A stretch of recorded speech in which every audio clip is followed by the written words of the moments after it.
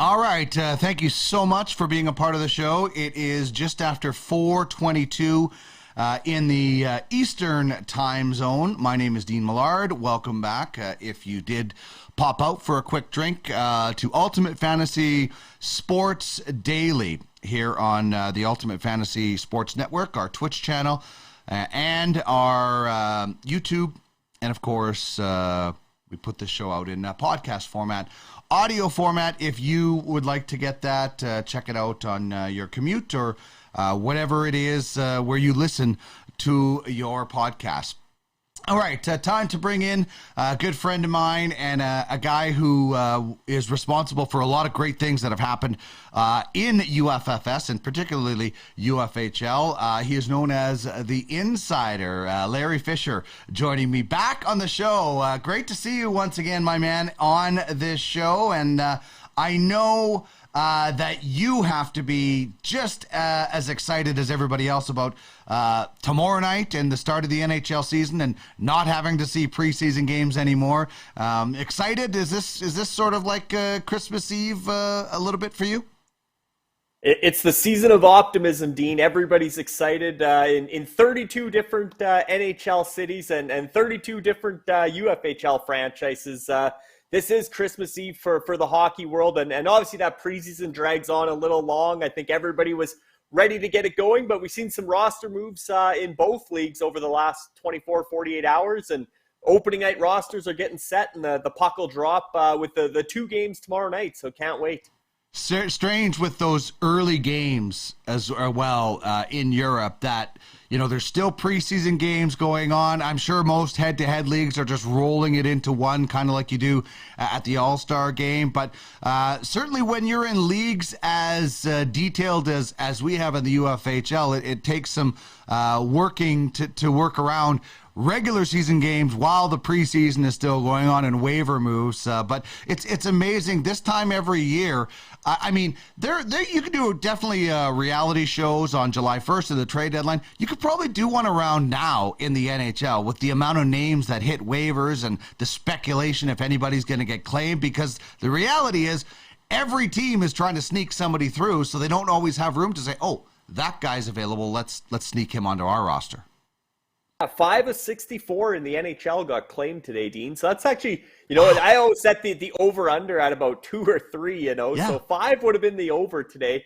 A couple surprising guys like a Jared Tenorti going to Chicago. But again, a team like Chicago, Luke Richardson, he's going to want to play a big, tough style. They didn't have a lot of toughness there, so they're bringing in somebody to protect as they bring in some young guys, and certainly going forward to have him in their system. But some surprising claims there. And I believe, Dean, there's going to be, you know, more than a similar number, probably close to 64 or 50 plus in the UFHL tomorrow as well, hitting the waiver wire. So it'll be interesting to see if the UFHL has 5 claims or less. I think, again, you can set the over-under at 2 or 3, but certainly there's potential for some musical chairs with goaltenders, among other positions, in the UFHL, and again, everybody's trying to find that one last piece to the puzzle before the real games get going on Tuesday. Like I said, Dean, that the 2 early games in Europe, very strange scenario, because San Jose and Nashville, they didn't have to be cap compliant. They didn't have to be down to 23 players. They were carrying 27, so they still had to make all their cuts today and get compliant for the rest of the regular season now as well. But everybody's excited, and Nashville's already 2 points or 4 points up on the rest of the field, having swept that global series. You know, I'm just looking at the auction page for the UFHL today is just massive, because all these teams are trying to sneak guys through waivers. We have made one claim. Definitely, we're going to try and make a claim in the UFHL for a player as well. I'm not going to just say who it is just yet, but we will try and take a player off there. I don't know if we'll get him or not, but you know, this is an interesting way to kind of speculate, because most of these guys that are being put on waivers have already been put on waivers in the NHL, so they're not going to do you any good. You're hoping that they're the first call up or something like that if you have room, because they got to go on your active roster.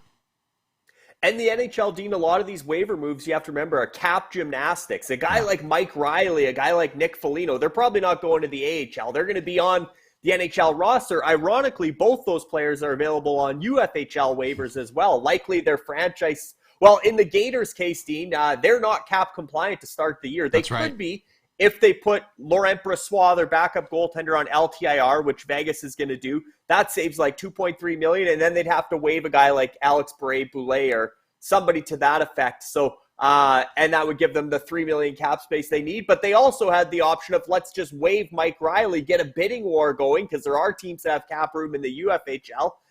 See who wants to get in a bidding war on Mike Riley, take back that score coin for our operating budget this year within the UFHL, and then, wait and see what happens with Brossoit, or still put them on LTIR and give themselves a little more cap space to maybe go out and claim a different player that they like more. But definitely interesting times in both the NHL and the UFHL, and seeing a lot of the same names hit the waiver wire in both leagues. We'll see if a guy like Mike Riley can sneak through in the UFHL, but I'm sure teams with cap space see a player like him to be quite valuable despite the price tag.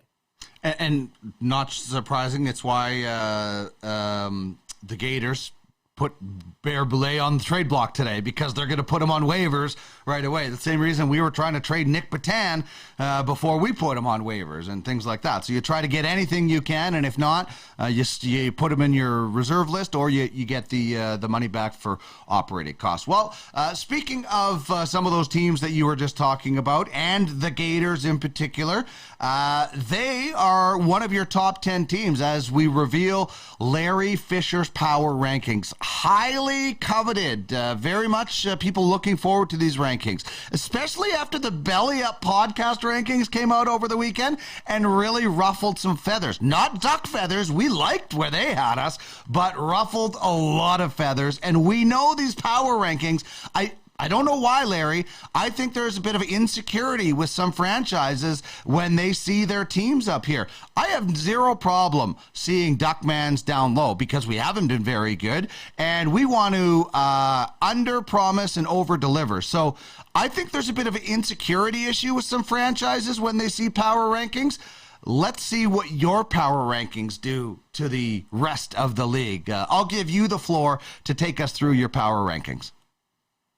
To start, Dean, I'll just preface it by saying parity is alive and well in the UFHL. There are tiers here, including, Duckmans, down low, but up 12 spots from where you finished last season. Speaks to the work that Duckman's domination put in the offseason, acquiring stars like Nikita Kucherov. But to go from 32 to 20 is a big jump. But obviously, you mentioned all the other power rankings that are coming in. Commissioner Andrea Krandek's done a great job reaching out to different media outlets, getting them interested in the league, but B, get them involved in doing power rankings. Hey, come check out our roster and our scoring system, and you tell us how you, an outsider opinion. If I'm the insider, we got some outsiders weighing in. Even Kyle Hall, you mentioned, Dean, the newest owner in the UFHL, bought the Warriors franchise. I got him ranked at number 30th overall going into the season, a potential Bedard lottery-type team. But you look at Kyle's power rankings, he had the Bentley Jacks in the top 10, and I have them at 32. So it's very interesting from one ranking to the next, Dean. But in my rankings and based on tiers, 1 to 5 I got as a top tier. Originally I had it 1, 2, and then a second tier of 3 to 8 kind of thing. And the more I looked at it, the more I felt any of those top 5 teams are capable of winning the Founders Trophy, including the defending regular season champion Royals. I know there's a lot of I seen them down in 17 on some and into the 20s. The rebuild, maybe Arnie's word rebuild got stuck in a lot of people's heads this offseason, but the Royals are still a force to be reckoned with. I think the Grizzlies, especially with their rookies looking so well coming out of the preseason with Kuzmenko and Holloway, looking like they'll be impactful players. The Grizzlies are strong. Red Army's a popular pick. I think all 5 Belly Up writers picked Red Army at number 1, as did Kyle Hall. That's totally plausible. Very young team. They're a team that's franchise that's going to be able to maximize games played, because they do have so many waiver exempt prospects, rookies that are currently in the NHL. So look for Red Army to, if Jeff Ray wants to, he can maximize his games played at a level that other franchises can't. And a lot of young guys that should really take a jump this year towards becoming, point per game guys like Jack Hughes. Expect him to hit over 80 points. Trevor Zegras could be flirting within that, 70, 80 range. And Alexis Lafreniere is probably this will be the year he pops as well. I still have the Yetis on top, Dean, when the dust settled. I think Scott Lowater did a great job this offseason of realizing that defense and forward points in the UFHL are valued the same. Well, when it comes to shots on goal, all those sort of extra categories, forwards tend to contribute more than defensemen in the UFHL.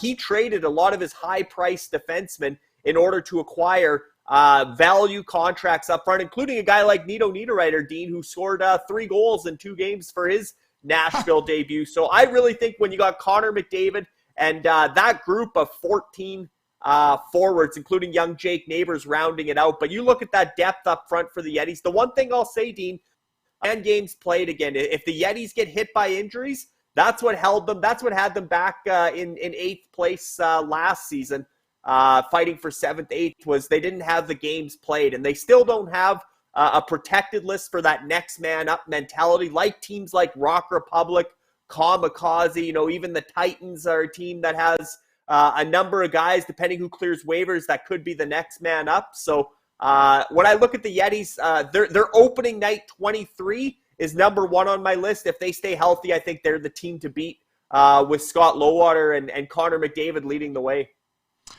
All right, so poll question that I've just put up on our Twitch chat. Whose rankings are most realistic? Larry, Kyle, belly up, none.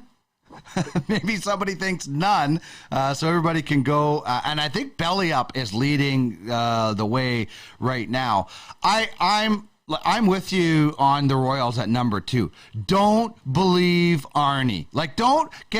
Don't anybody out there get sucked into Arnie's "we're in a rebuild" bull bleep. You know what? Because they're not, and you didn't see, you saw through that facade. So I'm glad you did. The Monarchs are an interesting team because in some rankings they were below us, and in others you have them in the top 10. Obviously they made a big splash. What do you like about the Monarchs? Love their forward group, Dean. They got 3 lines that can score. Again, the cap is starting to tighten up on them. It's funny, they had all the cap space in the world. They actually traded with the Royals, acquired Matthew Tkachuk, and then Josh Norris signs, and then this guy's Anthony Cirelli signs, and all these contracts are coming in. Some of them don't kick in till next season, but all of a sudden the Monarchs go from, $15 million in cap space to a huge cap crunch going forward, especially with the next year contracts that kick in. But Rasmus Dahlin and Seth Jones on the point, and then stacked up front, very deep forward group. That forward group I think is going to light up the UFHL. A lot of young guys in their prime, Dubois and Tkachuk and those type of players. I really like what George Batchel and the Monarchs have done up front. Goaltending is the big question mark, the big concern there. They did acquire Jake Allen in exchange for a shipped out Antti Ranta, but they're not going to get many points in goal, and the defense is middle of the pack average, even though they have Dahlin and Jones at the top end. The rest of the defense is work in progress. But for me, the Monarchs, Dean, one of my surprise playoff teams. Again, saying parity is alive and well in the UFHL. I actually went, Dean, with 5 new playoff teams from last season in the UFHL, according to these power rankings. In that Allen Conference, the Monarchs are one of them, as well as the Godfathers team. They kind of got the short end of the stick last season. They actually had more points than the Bentley Jacks and the Outlaws, but missed the playoffs based on the way the conferences worked. They since added Cole Caulfield, Seth Jarvis, among others. The Godfathers, guys like Rantanen, I think is going to have a big year again. So the Godfathers I have safely in my top 10 and as a playoff team, as well as the Monarchs. And who's my other new one in that division is the Eliminators, Dean. The Eliminators, some people say the Eliminators bought a team this offseason. They used Scorecoin as an asset, and they acquired a lot of young talent, but a deep roster as well. They really shored up their goaltending. Assuming Alexander Georgiev plays well for Colorado, and Logan Thompson with the Vegas Golden Knights, although they have Martin Jones with the Seattle Kraken as their number 2 right now. But that situation will play out. But I think the Eliminators have overtaken the Stingrays, which is a big statement in that Lemieux division. And Arlo Scholz, he's definitely voting that my rankings are the most unrealistic. He's probably going none because he hates the power rankings. But the reality is that the Lemieux division winning Stingrays had to unload guys, Taylor Hall, Jordan Eberle, Zach Werenski, and they have no goaltending as of today. They might claim a couple goaltenders tomorrow, Dean, but Cam Talbot's out to start the season, and they previously walked away from Craig Anderson's contract in Buffalo. So they were planning, I'm assuming, on using the waiver wire, the trade, to shore up the goaltending. But then when Cam Talbot got hurt and they already didn't have a backup, and they have, as far as that next man up that I talked about from the Yetis, the Stingrays have the least depth in the UFHL. They don't have any players other than maybe Jake Christensen and Igor Sokolov, or Yegor Sokolov in Ottawa might play some games this year. But generally speaking, there is no next man up for the Stingrays. So they need their big guns to stay healthy. Still very much a playoff contender, but I have the Eliminators inching ahead. The brother-in-law, battle of the brother-in-laws, Luke Schonweiss inching ahead of Los Scholz in that Lemieux division for the third seed there. So Godfathers, Monarchs, and Eliminators in the Allen Conference, Dean. And then over in the Legends Conference, I went with the Brutes and the Snipers and actually took out the Bentley Jacks, which won't be a huge surprise because they're in the sweepstakes for the Be Bad for Bedard race. Their affiliated scout has the rights to Bedard. So they're already looking ahead to draft day as one of the franchises from the UFHL. But I also took out, Dean, the reigning Klein Cup playoff champion, Rock Republic, as you see at number 22 on my power rankings. They also had a bit of a sell-off in the offseason. But the one thing that can help Rock Republic potentially still get into that last playoff spot or into a playoff picture in the Orr division, Dean, is that next man up. They have a very deep protected list. A lot of their prospects are going to get NHL games this year. And if they have injuries, they're going to have guys that can come up. So Rock Republic isn't out of it by any means. I kind of have a 16 to 25 tier now, Dean, of playoff contenders. I think 6 to 15 are pretty much locked in. So it's going to be a battle for those last couple playoff spots. Last couple wild card races should be intense and exciting in the Ultimate Fantasy Hockey League. Well, and it sounds like we might all have to move the Outlaws up in our rankings because Nick Utley has said boatload of moves coming for the Outlaws, one of which will be a blockbuster. So maybe we'll have to move them up. But we are going to move now to the National Hockey League, which also gets underway tomorrow, as does the UFHL. Well, both of them got underway last week, because we mirror everything about the NHL. So a lot of these award winners will probably be award winners in the UFHL as well. But let's start with some individual player awards. And we'll start right at the top. The big award, the number one award that every hockey player wants to win, whether you're a goalie, a forward, or a defenseman, and that is the Hart Trophy, which has really been debated the last little while when it comes to this. And anybody that knows you probably already knows what your answer is, but lay it on us. Who's going to take down the Hart this year? Yeah, without a doubt, Dean, Connor McDavid is the most dynamic, talented hockey player in the NHL. He's the face of the league. He is the Hart Trophy winner. He probably should have been the Hart Trophy winner last season. 60 goals is a great accomplishment for Austin Matthews, but you saw in the playoffs, Austin Matthews in the third period, down 2-1 against Tampa Bay. He couldn't elevate to take over the game, then flip over to the Battle of Alberta and watch Connor McDavid take over a series, take over a game, starting in the first round against Los Angeles. At the end of those playoffs, I don't think there was any doubt who the most dominant force in hockey is. It's Connor McDavid, and I would be shocked if he doesn't retake the throne as the Hart Trophy winner. And it's going to take years for somebody to knock him off, in my opinion. He's the as close as it comes to the Gretzky. And I don't think Austin Matthews is the Lemieux to McDavid's Gretzky. I don't think he's quite on the same level. Yeah, as a shooter, but not as certainly as a guy with that skill set that Mario Lemieux had. And listen, Mario Lemieux might have caught some of Gretzky's records had he been healthy. I don't think you'll ever see Austin Matthews outpoint Connor McDavid. And I think you're going to see Connor McDavid motivated to score at least 50 this year.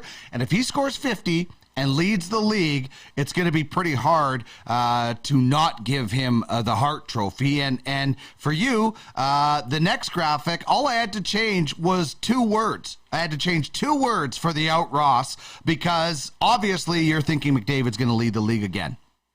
Yeah, that one's a slam dunk, I think. Barring injuries, I think Connor McDavid could play 60 games and miss 22 games to injury and still win the Art Ross. I think he's that far ahead of the field. I think he could flirt with 150 points this season, mainly because I think Edmonton's only going to be better. They added some more talent up front. The power plays, as lethal as it gets in the league. I think a guy like Evan Bouchard's going to have a bigger impact. Obviously, a full season of Evander Kane on one wing and to be determined on the other wing.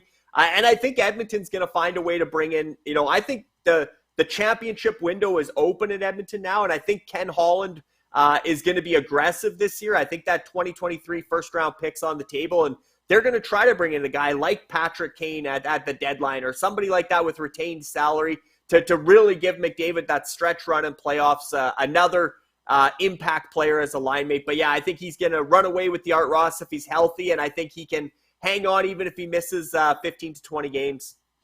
That would be kind of Lemieux and Gretzky-esque if he was to miss that much time and still do it. But he got such a fast start last year that he was so far ahead of everybody that he could still do that. All right, so if the Hart or the Art Ross is a slam dunk, I think most people are agreeing with you when it comes to the Rocket Richard. So lay it on us why you think it's going to be a repeat performance.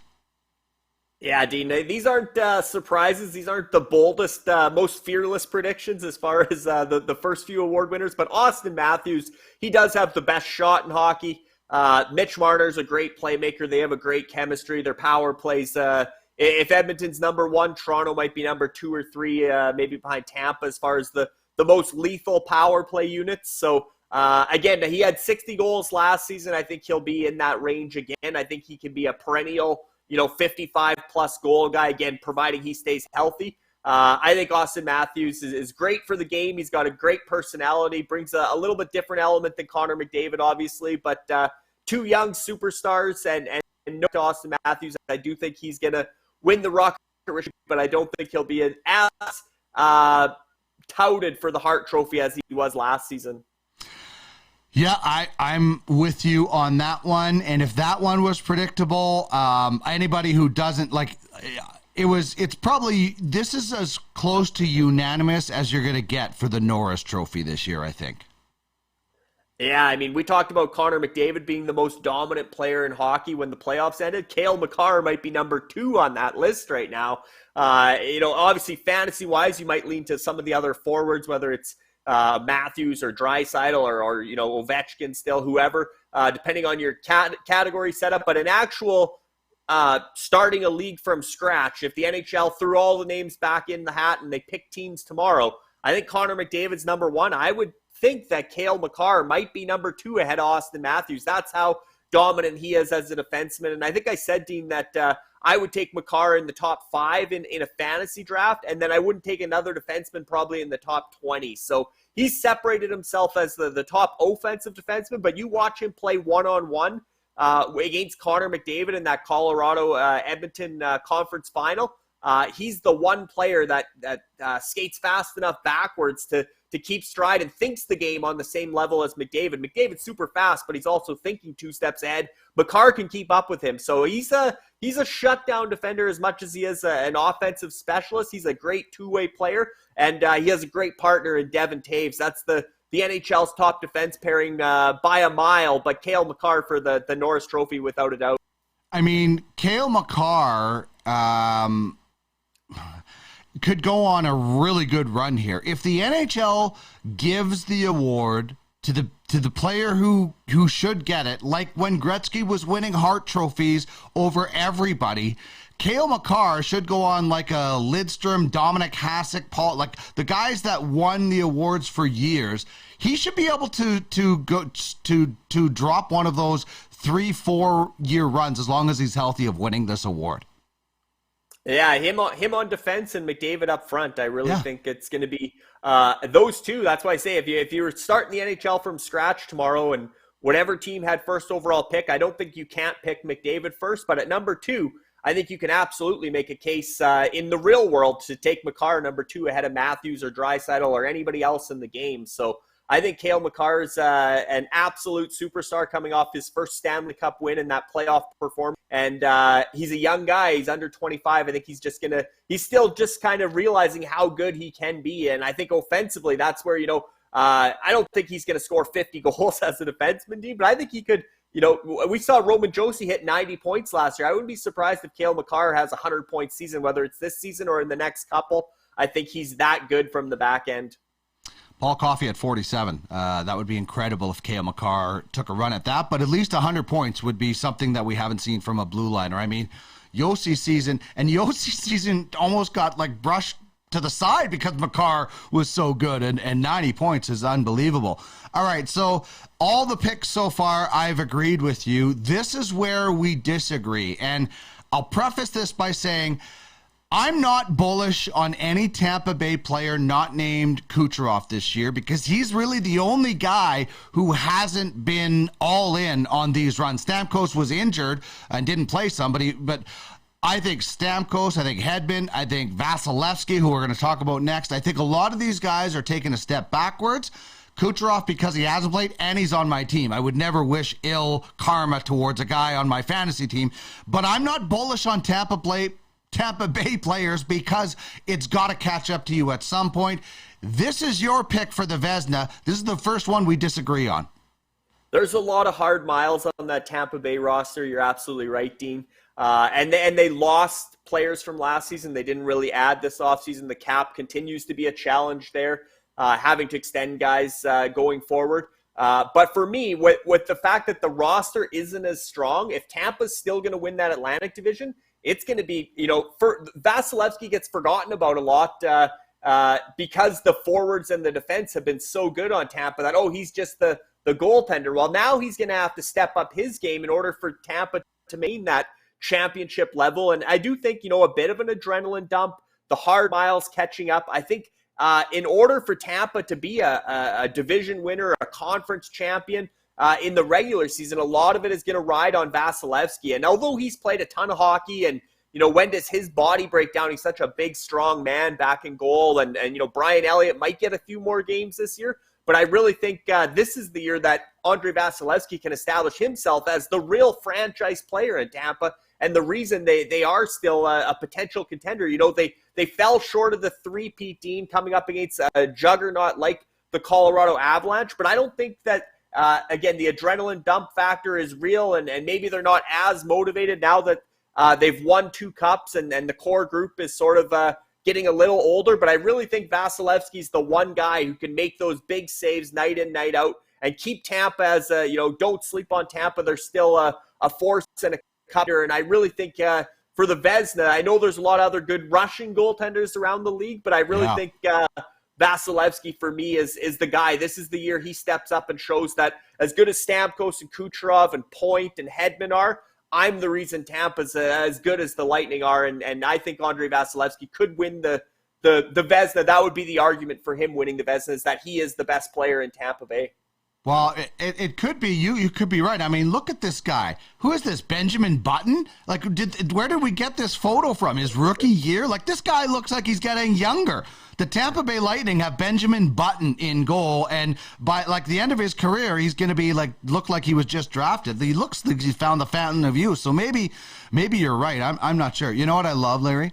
I love when people we talk about are watching. Listen to this tweet that I got at Duck Millard. No insecurity, maybe some eagerness to be seen. We are very proud of our off-season work and felt a 32 ranking was inconsistent with our retool.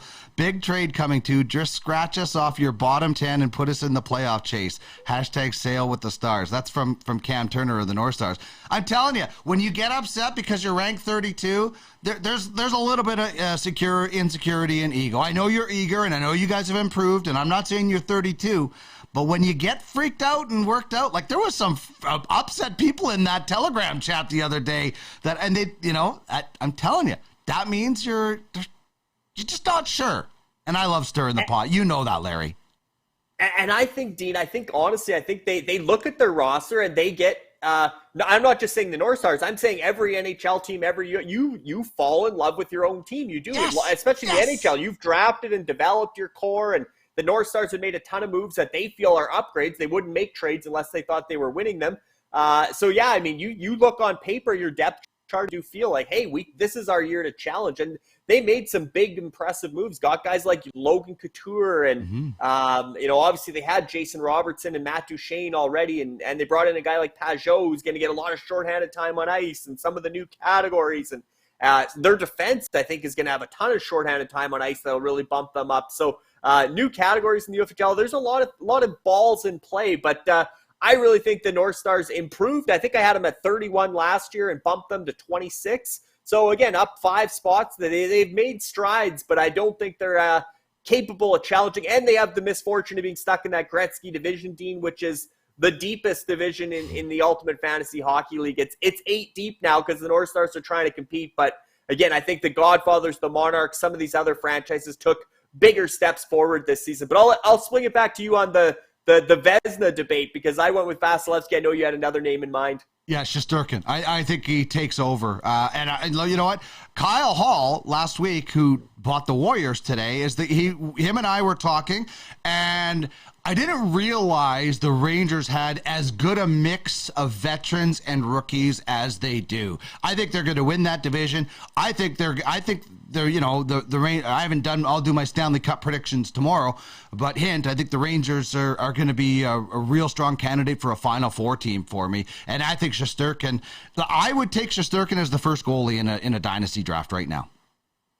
Yeah, he's. I mean, if Vasilevsky's number 1 for me, Shesterkin was number 2, and I mean he was in the Hart conversation last season already. So he's the best player in New York along with fellow Russian Panarin, and I'm interested to see how Vincent Trocheck fits in there. Obviously, that's a different look at second line center, and I think even though they're going to try and work that cap to try and reunite Artemi Panarin and Patrick Kane at the trade deadline as well, which would be huge for them if they could put Patrick Kane on that top line with Panarin and Zibanejad, or however they work that. They got Kreider in there too. They got a lot of talent, young defense, like you said, but strong young defense.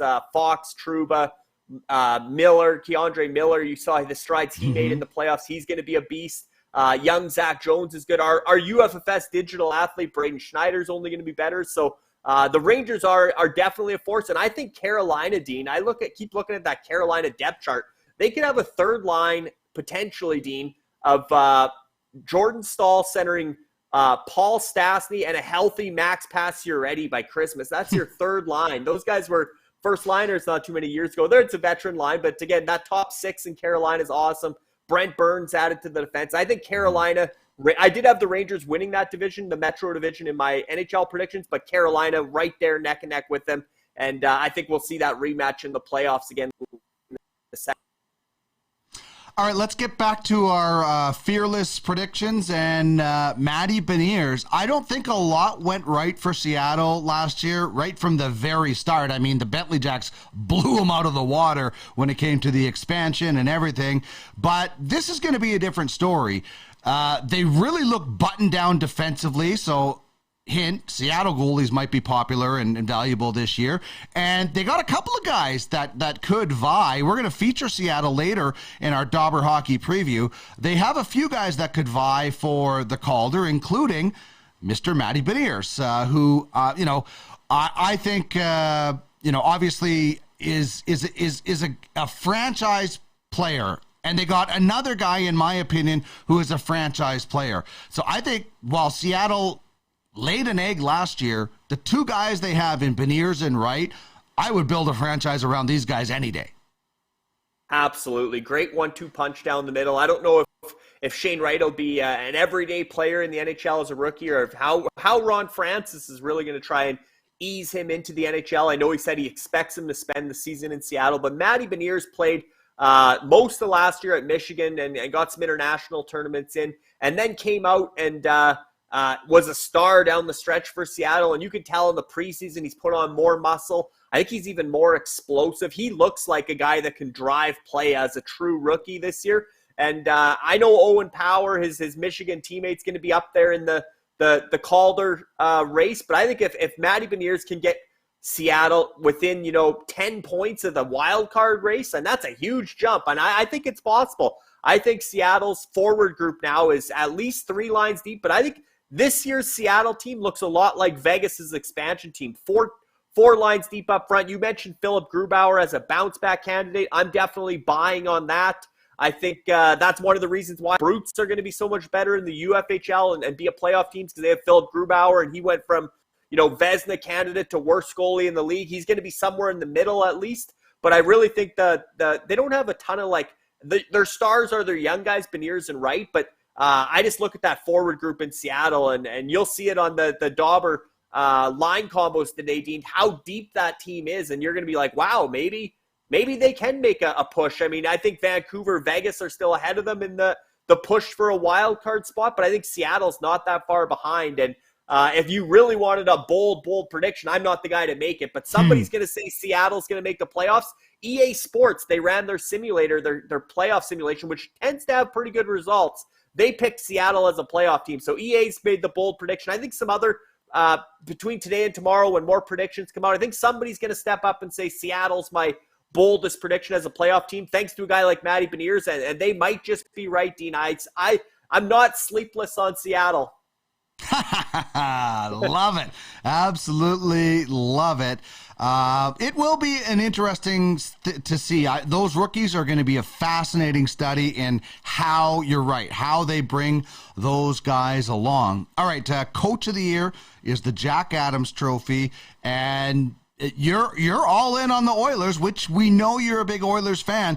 I have a hard time disagreeing with this pick because he has so many great weapons at his disposal. He seems to really have the buy-in from the players, and they have a goaltender, which I do not think they've had, and that's one thing an Oiler coach, in my opinion, in a long time has not had. And Jay Woodcroft won the poll for best looking coach in the NHL. So we had to get him on. We had to get him on a graphic, Dean. Best looking coach in the NHL, Jay Woodcroft. But I also think, Dean, I love when coaches can add insight in their post game interviews, pregame.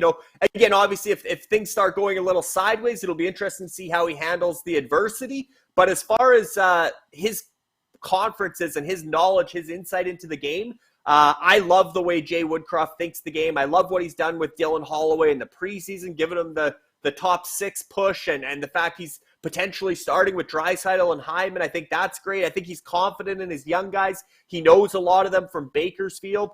So he's been in the system for a while. I think he's been ready to be an NHL coach for a long time. He finally got that opportunity, taking over midseason from Dave Tippett. Obviously took the Oilers to the conference final last year. Like you said, Mike Smith had some up and down moments in the playoffs. I thought Jack Campbell was great against Tampa Bay for Toronto in that playoff series, including Game 7. He was save for save with Vasilevsky. I think that's a huge confidence boost for Campbell. In Toronto, Game 7, the pressure of that game. And yeah, as long as McDavid and Draisaitl stay healthy, I really think Edmonton now has 3 scoring lines with Nugent Hopkins on that third line. And again, I think the defense, a guy like Brett Kulak's really impressed me ever since he got to Edmonton. I think he could be a bona fide top 4 guy. And I really think Ken Holland, again, whether it's Jacob Chychrun as a defenseman, whether it's Patrick Kane as a forward, I think the Oilers feel this is their first of 4 years. Draisaitl has 3 years left on his deal. McDavid has 4 years left. This is the window to win. I think they're all in. And I think a big part of the success starts with the coaching staff and starts with Jay Woodcroft. So I really do think he's going to contend for the Jack Adams as the NHL's coach of the year. One thing we should point out, fantasy GMs, NHL teams, and fans fall in love with their own teams as well. I hope Kulak works out that way. I just hope it wasn't just an excitement of a playoff run and he reverts to a bottom pairing guy. But you're right. And I'm not a fan of the 3 scoring lines. I just want to see Nugent Hopkins in that top 6 and load up your top 6. But we'll see. We'll probably see a lot of that throughout the year at different times. It's not like, name me one coach in hockey history who has ever stuck with any kind of lines or anything. So the blender will come out as it does with every coach. And we had the Mac T blender. We had the McClellan blender, and we'll see the Woodcroft blender as well at some point. All right, so that's the player awards and the individual awards, we should say, coaches as well. Let's get to some team predictions now. And I asked you for one team in the playoffs and one team out of the playoffs in each conference. You gave me a little bit more. I only had room on the graphic for this, but you can go with some of the other teams that you think will make it in and out in the conference as well. Yeah, I'll start in the West because I only have the one there. I really think Bruce Boudreau's track record in the regular season, Dean, he's well above 500. He's one of the he might still have the winningest regular season coaching percentage. I think he'll find a way to get the Vancouver Canucks into that playoff mix. And somebody has to fall out, so I took the Dallas Stars out. No disrespect to Pete DeBoer and the young talent they're breaking in Dallas, but I think Vancouver could be the team that comes in the West. And then over in the East, team, I'll focus on these two for sure. The Florida Panthers, reigning President's Trophy winners. If you're looking for a bold prediction, Florida going from President's Trophy winner to out of the playoffs is certainly bold, especially if Aaron Ekblad was to suffer another injury. I think that defense is in trouble. I'm not a huge Paul Maurice fan. I think there's a goaltending controversy brewing already. And so many new faces up front. It's going to be interesting how the chemistry shakes out. Vice on the other side, I think the Columbus Blue Jackets, Dean, I don't know on the coaching front how things will work there with a relatively new head coach still and not a big personality like John Tortorella. But I really think the talent on paper, the Blue Jackets bringing in now Patrick Laine extended. I think he's primed for a 50-goal season. If someone's going to take a run at Austin Matthews, it might be Patrick Laine, in all honesty. He might be my number 2 for the Rocket Richard. Johnny Gaudreau obviously being there now. Among other additions, I really like Columbus. I think Columbus makes the playoffs. And I kind of added a couple more, Dean. I had, I think Washington and Boston might miss the playoffs as well. 2 more kind of bold predictions. I'm really on the bandwagon of the Ottawa Senators and the Detroit Red Wings on that upstart Atlantic. And I don't think the Buffalo Sabres are too far behind. Had they done something a little different with their goaltending, I might have had them in the playoff mix as well. But I love the parity in both these leagues. And so I'm taking 4 new playoff teams in the NHL, Dean, and 5 new playoff teams in the UFHL. So pretty crazy. If we get between the 2 leagues, you have 9 new playoff teams out of 18. That's half the playoff field would change over from one year to the next. So, that'd be 9 out of 32. But yeah, still a big prediction to see that many new playoff teams in either league. Yeah, that would be, movement is good. Movement is good every year, and it forces teams not to be stagnant, and you can't be stagnant in the NHL or the UFHL. So when it comes to the final, you can tell us how each team gets there as far as the final 4, but here is your final 2, and then you can tell us who you think wins the Stanley Cup. Yeah, Dean, I got the Edmonton Oilers again. I think Jay Woodcroft showed in the playoffs last year, especially in that Calgary series. He knows his in-game management is a skill. He can tell when guys are hot, when guys are feeling it, and he knows when to start that blender and which buttons to press. So I really think Edmonton is the team to beat in the West. I think although Colorado, defending champion, hard to say they're not the team to beat. I really think on paper, and again, maybe this is the homer growing up in a family of Oiler fans, but I think Edmonton is a better team on paper outside of the defense. Colorado gets the big check mark for defense, but forwards and goaltending, I side with Edmonton. I think they have more depth up front and certainly a more steady, proven goaltender now that I think Edmonton could beat Colorado in a rematch in the Western Conference Final. And the Eastern Conference, Dean, I have a rematch in the East. My final 4, even though I predicted 4 new playoff teams in the NHL, my final 4 is the same as last year. No suspense there. I have Tampa again beating the Rangers in that Vasilevsky-Shesterkin Russian goaltending duel. Again, I took Vasilevsky for the Vezina, so I really think Tampa-Edmonton in the final. And my winner, Dean, is the Edmonton Oilers, the 2023 Stanley Cup champions. Edmonton over Tampa Bay in 7 games. Game 7 would be in Edmonton. I think Edmonton has more regular season points than Tampa Bay this year. I think Edmonton wins that Pacific Division and goes on to win the Stanley Cup. Wow. Well, as the Haunch said, not surprising, it would be Edmonton that you would pick. And listen, I have a hard time disagreeing with you. I grew up an Oilers fan. I would like to see the Winnipeg Jets have more success. But when I look at this Oilers roster, you could have 2 50-goal scorers on it. The depth is there. If they get the goaltending, if Broberg can step in and Bouchard, there's some ifs. Every team has some ifs. I think the Oilers have more ifs than the Calgary Flames, personally. But it's going to be fun. The Battle of Alberta is back after we all thought it was dead when Tkachuk wanted out. So I think that's the great thing about this offseason is teams that you thought sucked or were going to suck, like Ottawa and Montreal, they got better. There's teams that took a step back for sure, but right now is when optimism reigns supreme for all 32 NHL and all 32 UFHL teams, so they should enjoy it while they can. Absolutely, Dean. And I think we'll have some surprises this year. Even though I have the same Final Four, I think there'll be surprises along the way, both in the NHL and the UFHL. I think we'll see some new playoff teams. I think we'll see some breakout stars. And I just can't wait for the season to start, Dean. This is, like I said, this is Christmas Eve. And wishing all the best and all the success to all 32 franchises in the Ultimate Fantasy Hockey League this season, including Duckman's domination. I hope you guys can make things interesting in that Legends Conference and within the OR division. Yeah, well, we might have to hit up Kyle Hall. Everybody's for sale, so we'll have to. It's like sounds like a wrestling slogan or something. We'll have to hit up Kyle. But Larry, awesome to chat with you again.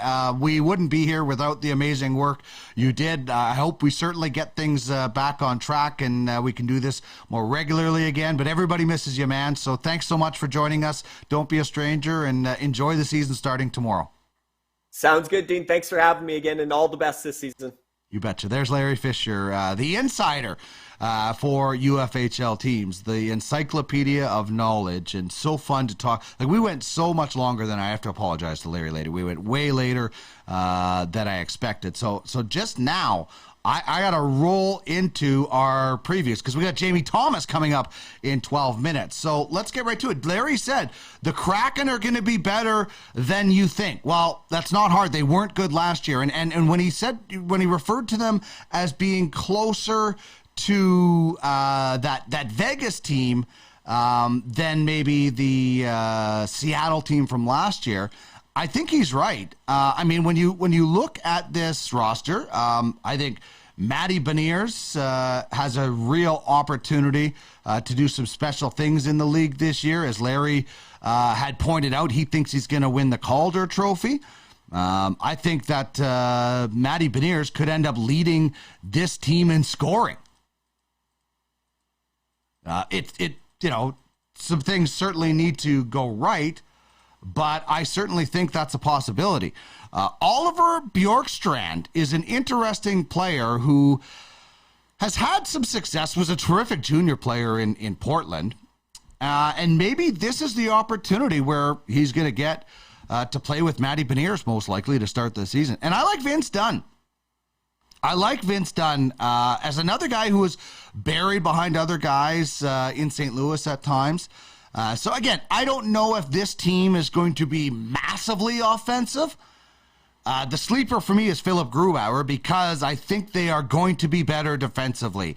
Grubauer signed that big deal after a season in Washington, did not have a good season, especially in fantasy. And my breakout player is Shane Wright, especially if you look at these lineups in the Dauber Hockey Fantasy Guide, which we gave away last week. It is awesome. I look at Shane Wright with the potential to play second power play and third line minutes and really, really get sheltered minutes. I mean, Matty Beniers is going to take on every top player the other team has, and that's what he is going to be.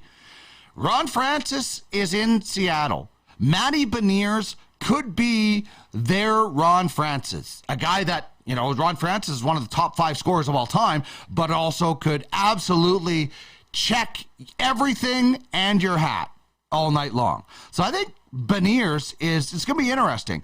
You might see Yanni Gourde taking some minutes off of him at different times. I like Jaden Schwartz as a potential sleeper. Jordan Eberle playing with Shane Wright could be a fun connection. So I'm liking this. Larry likes the Burakovsky, Wenberg, Bjorkstrand line. Justin Schultz, an opportunity to get some second power play time, and then, like I said, Philip Grubauer. This could be the year for him. I'm not bullish on the Kraken to make the playoffs, but I do like their potential. I hope John Hayden gets some playing time, but it's a much better looking team this year. And we'll see certainly what happens with the Kraken. They'll go this year as their young players go. And that means, like, I'm not saying it's all on them. I'm just saying, like, I think you know what you're going to get from guys like Burakovsky and Bjorkstrand. If Beniers, if Wright, if Wenberg, if some of these younger players can step up, they can make a difference. But certainly, they can make a difference in your fantasy team. Now, here's a club on the other end of the spectrum when it comes to fantasy. And this is a plug-and-play Stanley Cup contender and fantasy contender if you target their players. My opinion, the St. Louis Blues are one of the best built teams in the NHL and in fantasy. I mean, that top line could be absolutely bonkers for how good they could be.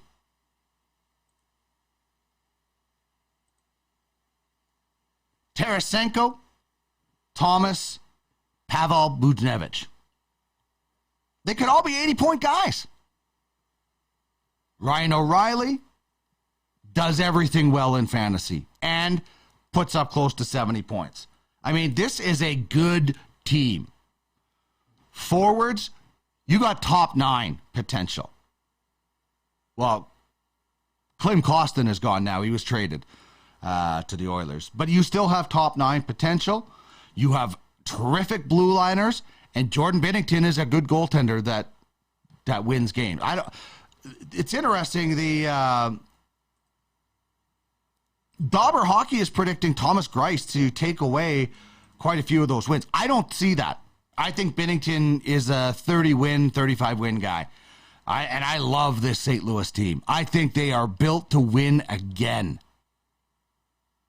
So if you are looking at a team, and some people like to do this, they like to take pairs and teams and things.